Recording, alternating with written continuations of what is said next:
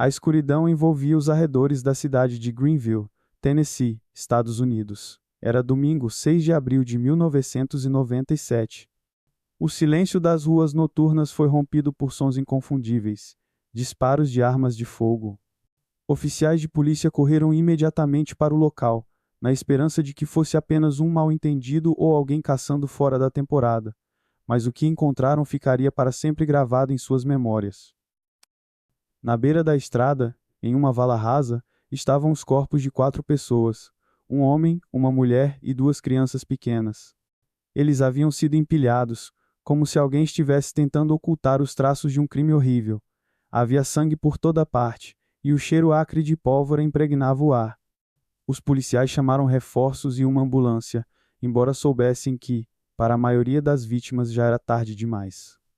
Aproximaram-se cuidadosamente dos corpos, tentando compreender o que havia acontecido ali. A família fora assassinada a tiros. Mesmo os oficiais mais experientes jamais haviam presenciado algo tão brutal, o assassinato de uma família inteira, incluindo crianças inocentes, que mal poderia ter invadido aquela pacata cidade. Enquanto alguns policiais tentavam prestar assistência ao menino ferido, outros começaram a examinar a cena do crime em busca de pistas. Nas proximidades, encontraram um carro abandonado, um velho Chevrolet azul.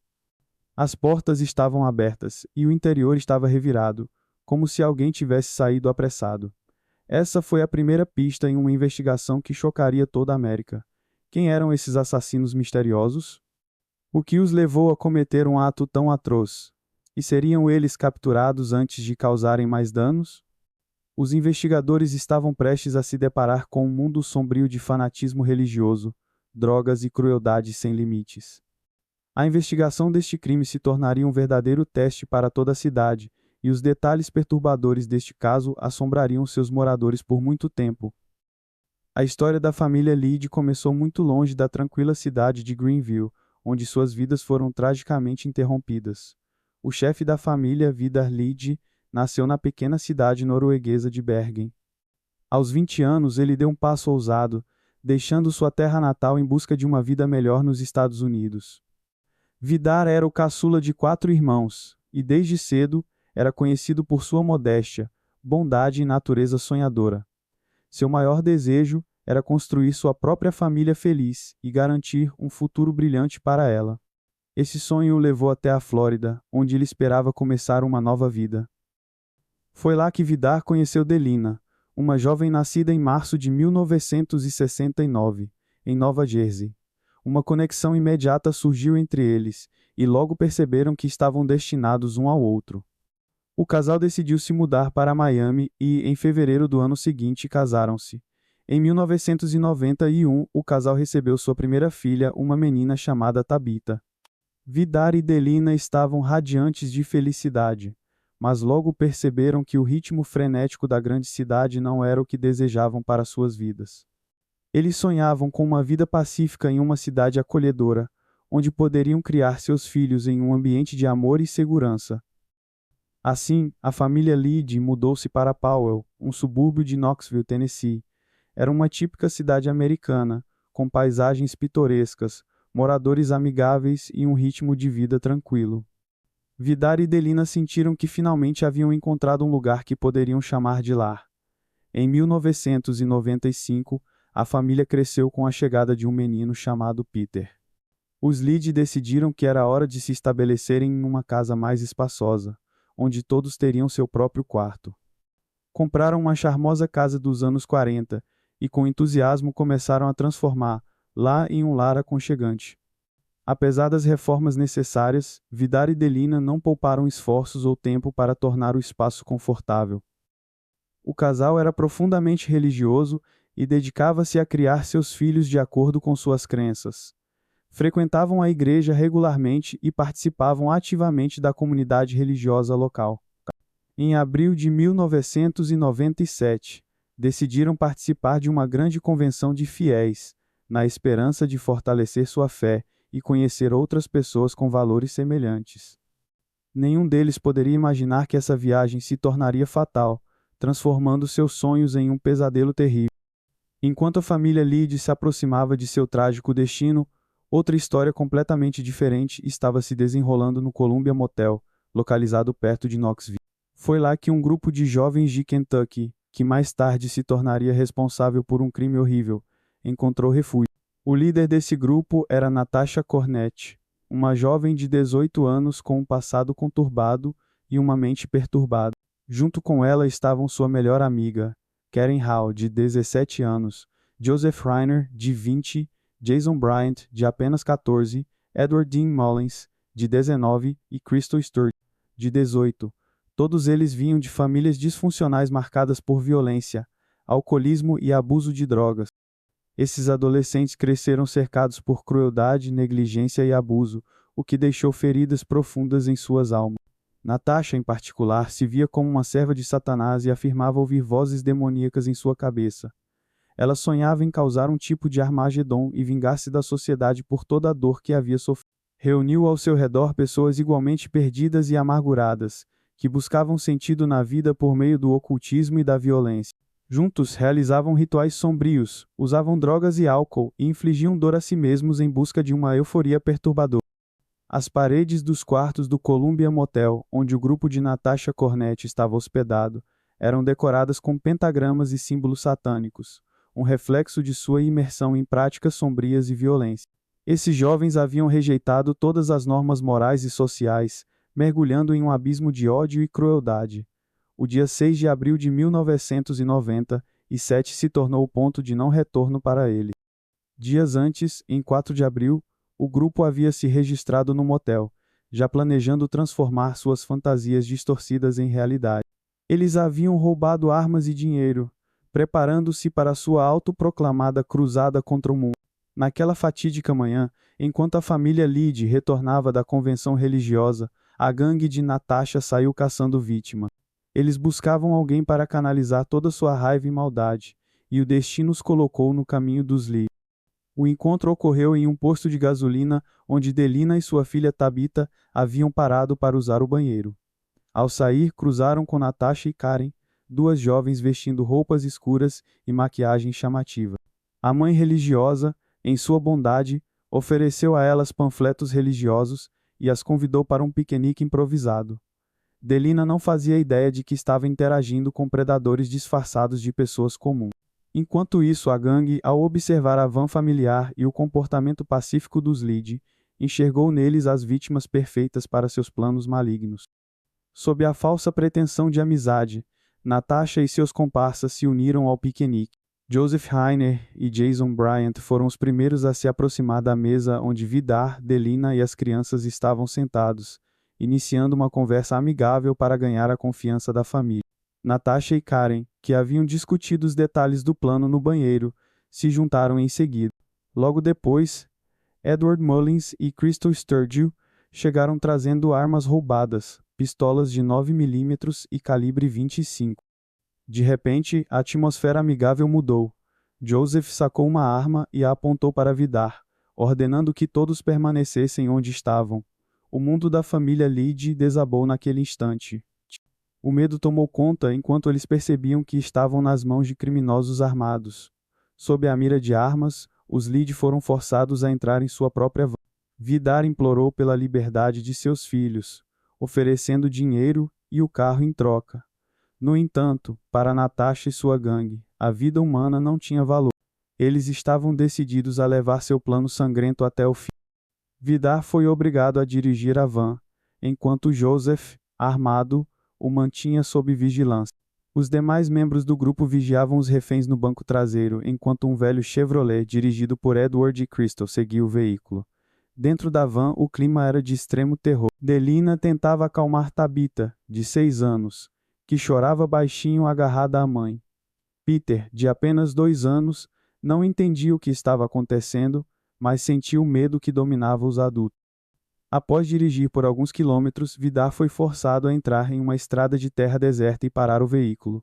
Sob a mira das armas, a família foi retirada da van e empurrada em direção a uma vala rasa. Mãos dadas, eles murmuravam orações, pedindo por salvação. Mas nada poderia deter os fanáticos, que estavam tomados por um ódio inexplicável e prazer sádico.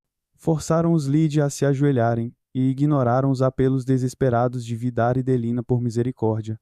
Os olhos de seus agressores refletiam apenas frieza e um desejo perverso de causar sofrimento. Os disparos ecoaram na noite silenciosa, destruindo para sempre a vida daquela família. O sangue das vítimas se misturava às lágrimas quentes, enquanto gritos de desespero ressoavam no vazio da escuridão. A poucos quilômetros dali, pessoas dormiam tranquilamente, alheias à tragédia que havia acabado de ocorrer. Os tiros que ecoaram naquela noite terrível mudaram para sempre a pacata cidade de Greenville. O brutal assassinato da família Lead foi um choque para toda a comunidade, que nunca antes havia enfrentado tamanha violência e crueldade. Graças à vigilância de um trabalhador local, que ouviu os disparos e percebeu uma movimentação suspeita na estrada deserta, a polícia chegou rapidamente ao local do crime. No entanto, a cena que encontraram foi devastadora, gravando-se para sempre na memória até dos policiais mais experientes. No chão estavam os corpos de Vidar, Delina e seus 2 filhos pequenos, ensanguentados e mutilados por inúmeros ferimentos de bala. Milagrosamente, o pequeno Peter, de apenas 2 anos, ainda estava vivo, apesar de seus ferimentos graves. Imediatamente, os policiais chamaram uma ambulância e iniciaram uma perseguição aos criminosos. Graças à ação rápida e a um golpe de sorte, a gangue de Natasha Cornett foi capturada na fronteira com o México. Eles tentavam escapar usando a van roubada da família Lead. Os 6 jovens Natasha Cornett, Karen Howe, Joseph Reiner, Jason Bryant, Edward Mullins e Crystal Sturgill foram presos e levados a julgamento, enfrentando acusações de sequestro, roubo à mão armada e assassinato brutal. Durante o processo de investigação e julgamento, os membros da gangue tentaram culpar uns aos outros, criando versões absurdas dos acontecimentos e apontando para Jason Bryant, de apenas 14 anos, como o principal responsável pelos disparos. No entanto, todas as evidências indicavam que cada um deles desempenhara um papel ativo no crime. Mesmo aqueles que não puxaram o gatilho diretamente eram cúmplices que nada fizeram para impedir o banho de sangue. Sob pressão das provas incontestáveis e da ameaça de pena de morte, os criminosos chegaram a um acordo com a promotoria. Todos se declararam culpados em troca de sentenças de prisão perpétua sem possibilidade de liberdade condicional. Esse veredicto gerou indignação entre os moradores de Greenville, muitos dos quais exigiam a pena de morte para os assassinos. No entanto, a decisão do tribunal prevaleceu, e os culpados foram condenados à prisão perpétua. Enquanto isso, o pequeno Peter lutava pela vida no hospital. Ele passou por inúmeras cirurgias e enfrentou um longo período de reabilitação para se recuperar de seus ferimentos físicos e emocionais. Apesar de perder um olho para sempre, o menino sobreviveu, carregando consigo tanto o peso da tragédia quanto a dádiva de estar vivo. Após sua recuperação, uma nova batalha se desenrolou para Peter. Os familiares por parte de seu pai e de sua mãe entraram em uma disputa pela sua guarda. No fim, o tribunal decidiu que ele deveria se mudar para a Suécia e viver com sua tia paterna, longe do local da tragédia, para que pudesse ter uma chance de recomeçar e curar suas feridas emocionais. Os anos passaram, mas os moradores de Greenville nunca se recuperaram completamente do ocorrido. A cada aniversário daquela noite trágica, a cidade realiza uma procissão silenciosa com velas e orações pela família Lead. As pessoas ainda tentam entender como um crime tão cruel pôde acontecer em sua pacata cidade e o que levou os jovens tão perturbados a cometerem tal atrocidade. A verdade completa sobre aquela noite pode nunca ser conhecida, enterrada nas declarações conflitantes dos criminosos. No entanto, a memória da família Lead, pais amorosos e seus 2 filhos pequenos permanecerá viva nos corações dos moradores de Greenville. Sua tragédia tornou-se um lembrete da fragilidade da vida humana e de como o mal pode se infiltrar nos lugares mais inesperados. Muitos anos se passaram desde aquele dia fatídico que transformou para sempre a vida de Peter Lead. O menino que sobreviveu a um dos crimes mais cruéis da história de Greenville cresceu, enfrentando dores e desafios inimagináveis. Criado na Suécia por sua tia paterna, Peter teve que reconstruir sua vida longe do lugar onde perdeu seus pais e sua irmã. Apesar de carregar as cicatrizes físicas e emocionais do passado, ele encontrou força para seguir em frente. Já adulto, Peter decidiu retornar aos Estados Unidos, o país onde sua vida mudou para sempre. Ele construiu uma carreira de sucesso e formou sua própria família, empenhando-se em oferecer aos seus filhos o amor e a segurança que seus pais lhe deram nos poucos anos que tiveram juntos. Mesmo com o peso do passado, Peter dedicou-se a viver plenamente, honrando a memória de Vidar, Delina e Tabitha em cada conquista e momento feliz de sua vida. Todos os anos, no aniversário da tragédia, Peter faz questão de visitar Greenville para prestar homenagens à sua família. Ele visita o cemitério onde estão enterrados seus pais e sua irmã, leva flores e passa momentos em silêncio, relembrando as memórias preciosas que ainda guarda deles. Durante essas visitas, Peter também encontra os moradores da cidade que lembram de sua família e oferece sua gratidão pelo apoio e pelas orações que o acompanharam ao longo dos anos. Embora a dor nunca tenha desaparecido completamente, Peter encontrou força no perdão.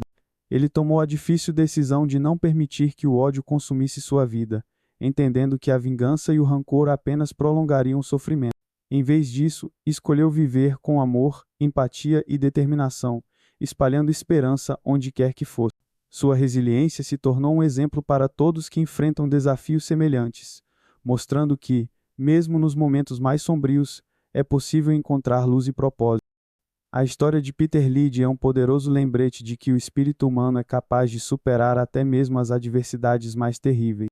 Apesar das perdas insuperáveis que sofreu, ele conseguiu transformar sua dor em força, reconstruir sua vida e se tornar um símbolo de esperança e perseverança. Sua jornada nos ensina que o mal nunca deve prevalecer em nossos corações e que o amor, a bondade e a empatia sempre serão as ferramentas mais poderosas para vencer a escuridão.